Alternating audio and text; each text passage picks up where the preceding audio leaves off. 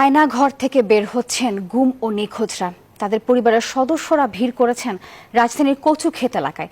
এই মুহূর্তে সেখানে রয়েছেন আমাদের সহকর্মী নাইমাল জিকো, সরাসরি যুক্ত হচ্ছে তার সঙ্গে। জিকো, আয়নাঘর সম্পর্কে জানতে চাই এবং সেই সাথে যে স্বজনরা সেখানে ভিড় করেছেন তারা কি বলছেন। প্রথমে যেটি জিজ্ঞেস করেছেন যে আয়না ঘর আসলে এই সম্পর্কে এখন পর্যন্ত সঠিকভাবে তেমন কিছুই আমাদের জানা নেই। তবে আজকে কিন্তু কচুক্ষেতে গতকালকে যেমন দেখেছেন যে এই আয়না ঘর নামক যে জায়গাটি আছে সেখান থেকে অনেকেরই স্বজন দীর্ঘদিন পর বেরিয়ে এসেছেন।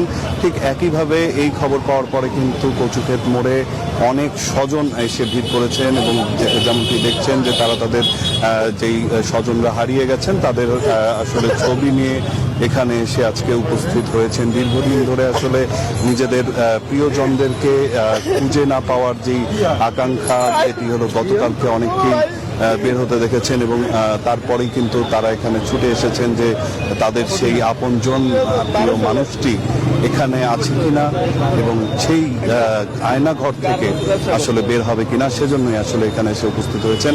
এখানে আমরা কয়েকজনের সাথে একটু কথা বলতে চাই।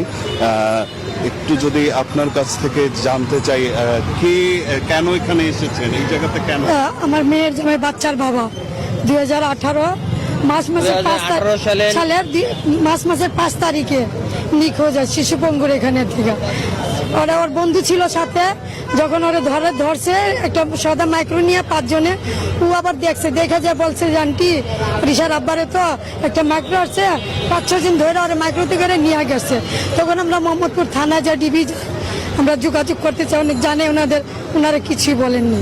এবং আজ পর্যন্ত আমরা কোনো খোঁজই পাইনি। জি, যেমনটি শুনছিলেন আরো একজনের সাথে আসলে একটু কথা বলতে চাই যে আপনি এখানে কেন এসেছেন? আমার ভাইয়ের জন্য আমরা আসছি। আমার ভাই 2019 সালে নিখোঁজ হয়েছে। বাড়ি থেকে সাদা পোশাক। এই জায়গাতে কেন? এই জায়গাতে আমাদের বিশ্বাস আমার ভাই আয়না ঘরে আছে। কেন এই বিশ্বাসটা আসলে? এই বিশ্বাসটা অনেকে যেহেতু শুনছি সুইটা গেছে এখান থেকে বের হয়েছে, ওই বিশ্বাস নিয়ে আমরা আসছি। আচ্ছা, কিভাবে নিখোঁজ হয়েছিলেন? আমার ভাইটা 2019 সালে বাসা থেকে নিখোঁজ। মার্চের 27 তারিখে রাত্রে 2টা বাজে সাদা পোশাকধারী কয়েকটা গাড়ি মিলা অস্ত্র ঠেকায় আমার ভাইকে নিয়ে আসছে তারা। জি,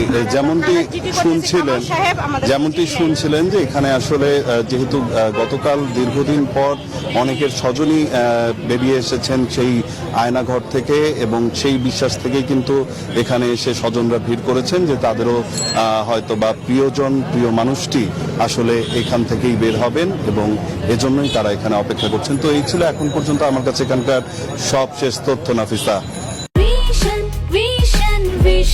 100% কপার কন্ডেন্সারে তৈরি ভিশন ফ্রিজ, তাই গুণে মানে অটুট থাকে বছরের পর বছর।